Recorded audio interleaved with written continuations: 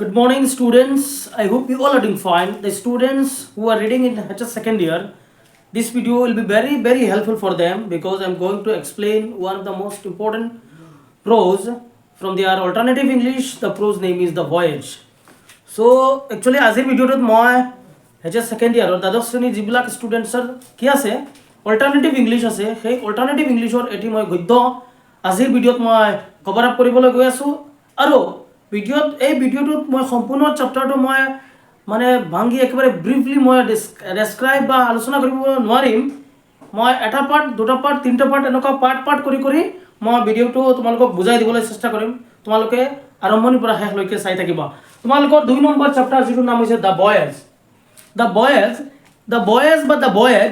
Voice হৈছে এটা excerpt. It is a citation from Dr. Bhupen Hazarika's autobiography, and his autobiography's name was মই এটি যাযাবৰ তাৰমানে যদি কোৱেশ্চন আহে যে দ্য বয়েজ যিটো গদ্য তোমালোকৰ যিটো প্ৰ'জ সেইটো কাৰ লিখনি হয় আৰু কিহৰ পৰা তুলি অনা হৈছে তোমালোকে ডাইৰেক্টলি লিখি ল'বা যে এইটো এটা এইখনি আত্মজীৱনী মই এটি যাযাবৰ নামৰ আত্মজীৱনী ডক্টৰ ভূপেন হাজৰিকা দেৱৰ আত্মজীৱনীৰ পৰা এইটো এটা এক্সাৰ্ট হয় এইটো এটা তুলি অনা অংশ গতিকে তোমালোকে মই ভাবো তোমালোকে পাৰিবা যদি কোৱেশ্চন আহে যে from which autobiography this excerpt has been taken তোমালোকে ডাইৰেক্ট উত্তৰ লিখিবা যে this has been taken from the autobiography of Dr. Bhupen Hazarika. The autobiography's name is মই এটি যাযাবৰ তো মই এটি যাযাবৰৰ দ্য বয়েজ নামৰ যিটো চেপ্টাৰ আলোচনা কৰিম বয়েজ মানে কি বয়েজ মানে হৈছে জাৰ্নি আমি যিটো ভ্ৰমণ বুলি কওঁ ভিজিট তো বয়েজ মানে হৈছে জাৰ্নি তো মই পাৰ্টটো তোমালোকক বুজাই দিবলৈ চেষ্টা কৰিম ইয়াত কৈছে I readied my passport and other documents for my voyage to America after receiving the scholarship. তো এতিয়া যেনেকৈ তোমালোকে ঈশানোদয় স্কলাৰশ্বিপ পোৱা higher secondary after completion of year higher secondary examination the students who secure more than 80%, more than 85%, they always avail of scholarship. So like this, Dr. Bhupen Hazarika, he claimed scholarship to the Assam government for his voyage. তাৰমানে আসাম গভৰ্ণমেণ্টৰ ওচৰত তেখেতে কি কৰিছিল দাবী জনাইছিল যে তেখেতক এটা স্কলাৰশ্বিপ দিব লাগে কিয়নো তেখেতে ভ্ৰমণ কৰিব ক'ৰ পৰা আমেৰিকালৈ তেখেতে গুৱাহাটীৰ পৰা অসমৰ পৰা তেখেতে কি কৰিব ভ্ৰমণ কৰিব বিকজ ফাইনেন্সিয়েলি বহুত হেল্প লাগে আৰু ফাইনেন্সিয়েল বস্তুটো সকলোৰ কাৰণে সম্ভৱ নহয় তো তেখেতে কৈছিল মই মোৰ পাছপোৰ্ট ৰেডি কৰিছোঁ আৰু অন্যান্য ডকুমেণ্ট ৰেডি কৰিছোঁ এতিয়া যদি if I want to go abroad the first thing is date I have to have my passport, otherwise I will not be allowed. More passport থাকিব লাগিব আৰু পাসপোর্ট বনাবলৈ হলে if you want to make your passport then all other documents should be checked very clearly, crystal and clearly. বহুত একেবাৰে পুংখানুপুংখভাৱে তেওঁলোকে কি কৰে চেক কৰে তোমাৰ ডকুমেণ্টবিলাক চেক কৰে যে তুমি এজন সুভাৰতীয় নাগৰিক নে আৰু কি হয় তেখেতে কৈছিল যে মই ক'ৰ পৰা গুৱাহাটীৰ পৰা আমেৰিকালৈ যাব বিচাৰো আৰু মোৰ স্কলাৰশ্বিপ লাগে তেখেতে স্কলাৰশ্বিপ পাইছে there was a pastor at Guwahati by the name of Robert Brown who prepared my research curriculum. এতিয়া মই যদি সাপোজ ফিলিপাইনছ যাবলৈ হলে এটো বিশেষকৈ বেছি সুবিধা হয় যদি মোৰ এজন ফ্ৰেণ্ড থাকে ইয়াত যদি এজন ফ্ৰেণ্ড থাকে ফিলিপাইনছৰ যদি ইয়াত ফ্ৰেণ্ড থাকে তেখেতে যদি মোক ডিৰেকশ্যন দিয়ে অলপ যদি পৰামৰ্শ দিয়ে যে কেনেকুৱা যাব লাগে কৰপৰা কেনেকুৱা যাব লাগে কোনটো ফিলিপাইনছৰ কোনটো অঞ্চল কোনটো এৰিয়া সবতকৈ দুনিয়া তাত গলে মই এটো বস্তু দেখিবলৈ পাম হেতু বস্তু দেখিবলৈ পাম এটো বস্তু মই শিকিবলৈ পাম তো আলটিমেটলি মোৰ কাৰণে কি হ'ব ভাল হ'ব তো তাৰ মানে ডক্টৰ ভূপেন হাজৰিকাক ইনফ্লুয়েন্স কৰিছিল ৰবাৰ্ট ব্ৰাউন নামৰ এজন পেষ্টৰে মন্দিৰত যেনেকুৱা আকি থাকে পণ্ডিত থাকে মছজিদত যেনেকুৱা আমাৰ ইমাম সাহেব থাকে ঠিক তেনেকুৱা এখন চাৰ্চত কি আছিল ৰবাৰ্ট ব্ৰাউন নামৰ এজন কি আছিল পেষ্টৰ আছিল আৰু তেখেতে এই কাৰিকুলাম যেটো হেতু প্ৰিপেয়াৰ কৰিছিল প্ৰস্তুত কৰিছিল আৰু I had told him that I was not going abroad to learn about content. We did not lack content but to learn about fun. তেখেতে কৈছে যে আমাৰ অসমত বহুত কন্টেন্ট আছে যে মই তাত যাম যে কন্টেন্ট শিকিম নহয় তো মই তাত ফৰ্ম বিষয় বস্তুটো মই জানিম মানে কেনেকুৱা মেইন বস্তুটো কেনেকুৱা ফৰ্ম বস্তুটো কেনেকুৱা হেতুৰ পৰা মই শিকিবলৈ চেষ্টা কৰিম কিয়নো there are so many huge number of contents available in our Assam state, in our national side, in our nation, in our country. So we don't need to go abroad for learning about the contents because already so many contents we have in our state. So At that time, লোকপ্ৰিয় গোপীনাথ বৰদলৈ, আমি যিজনক কওঁ Gopinath Bordoloi was the chief minister of Assam. তেনে সময়ত কোন আছিল? এতিয়া যে তেখেত যেতিয়া আমেৰিকালৈ গৈছিল তেনে সময়ত তেতিয়া অসমৰ মুখ্যমন্ত্ৰী কোন আছিল? গোপীনাথ বৰদলৈ আছিল।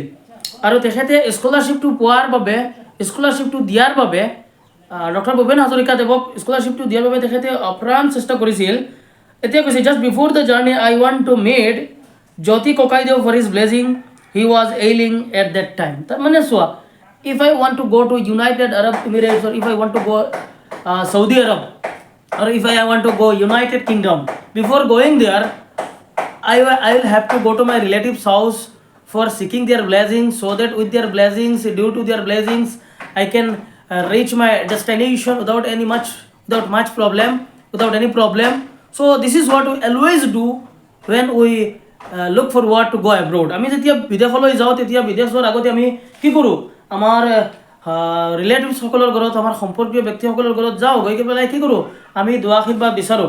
ঠিক তেনেকুৱা জ্যোতি ককাইদেউৰ লোকপ্ৰিয় জ্যোতিপ্ৰসাদ আগৰৱালাৰ ঘৰত তেখেত গৈছিল, আৰু তেতিয়া তেখেত বেমাৰ আছিল, অসুস্থ আছিল।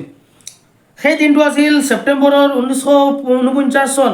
As my intention was to visit and observe the countries which lay on my way to America, the road I selected was not only the commonly chosen. I decided to travel by air from Guwahati to Damdam. এতিয়া কৈছে যে চিধা ৰাস্তাত আমি নাযাওঁ, কিয়নো they were very highly qualified people and they left huge tremendous contribution towards our Assam. That is why still we are fondly remembering their names. So he did not choose a direct shortcut way to America. Rather, he chose long cut way to America so that he could visit many more countries, and from them he could observe something different. So তেখেতে কি কৰিছিল? Direct চিধা পথ তেখেতে বাছি লোৱা নাছিল। তেখেতে গুৱাহাটীৰ পৰা দমদমলৈ গৈছিল। The fair was 55 rupees. এতিয়া গুৱাহাটীৰ পৰা দমদমলৈ যোৱা ভাড়াটো কিমান আছিল? 55 rupees. মনত ৰাখিবা, যদি শ্বৰ্ট কুৱেশ্যন আহিব পাৰে যে what was the fare from Guwahati to Dum Dum, or how much was the fare of airplane from Guwahati to Damdam, তো আনসার লিখিম আমি 55 rupees. তো one had to fly in a Dakota plane. আৰু এতিয়া আমি জানো এয়াৰ ইণ্ডিয়া আছে আৰু বিভিন্ন প্লেনৰ নাম আছে। তো তেতিয়াৰ প্লেনৰ নাম আছিল কি? Dakota plane. মনত ৰাখিবা, যিখন প্লেনেৰে তেখেতে দমদমলৈ গৈছিল সেই প্লেনখনৰ নাম আছিল ডাকোটা প্লেন। মনত ৰাখিবা, এইবিলাক সৰু সৰু কুৱেশ্যন তোমালোকৰ আহিব পাৰে। তো I was taken Indian Airlines flight from Damdam to Visakhapatnam, another plane from Visakhapatnam to Colombo. So from Colombo I was set off 13 days sea voyage to Marshall abroad SM Sampenio. My plan was to take the train. তো তেখেতে কৈছিল প্ৰথমতে তেখেতে গুৱাহাটীৰ পৰা দমদমলৈ গৈছিল, আৰু দমদমৰ পৰা বিশাখাপট্টনা গৈছিল। Visakhapatnam where is it situated? It is situated in West Bengal, Kolkata. এইটো কলকাতাত অৱস্থিত আছে। আৰু তেখেতে সেই বিশাখাপট্টনামৰ পৰা তেখেতে কলম্বোলৈ গৈছিল। তো my plane was from Marseille to Paris, observe countries of France from my railway coaching during the journey. The day of my journey finally arrived. এতিয়া ভ্ৰমণৰ দিনটো আহি গৈছিল। I reached at Kahikochi airport of Guwahati with a few of my family members. এতিয়া question আহিব পাৰে যে এতিয়া বৰ্তমানে আমি পাইছো কি কাহিকোচি এয়াৰপোৰ্ট, কাহিকোচি এয়াৰপোৰ্ট, কাহিকোচি এয়াৰপোৰ্ট।